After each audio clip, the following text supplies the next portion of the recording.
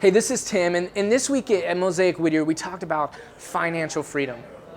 Jesus tells us in Matthew that we are to not store up treasures here on earth, but store up treasures in heaven. And that wherever your treasure is, your heart will be there also.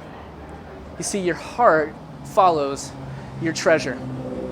And we can only serve two masters. God makes that clear, that it's either Him or money, or Him then ourselves. Who will you choose to be your master? God absolutely wants us to experience financial freedom, but He wants us to experience that now, not later. God wants us to be free from the bondage of greed by the transforming and the renewing of our minds. God wants us to be free from the bondage of debt by being good and faithful stewards with whatever we have been given, whether it's a little or a lot. And God wants us to be free from the bondage of fear by stepping into a life of generosity. I think a lot of us have bought into that lie that if only we had this, or if only we achieved that, then we would be able to be generous. Then we would stop worrying.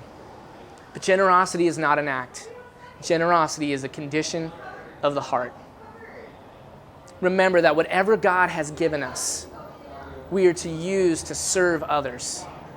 He has set us free so that we can bring freedom to others, not to indulge in our flesh, but to love others unconditionally. Hey, so join us next week as we continue our conversation in freedom by talking about spiritual freedom. We'll see you next time.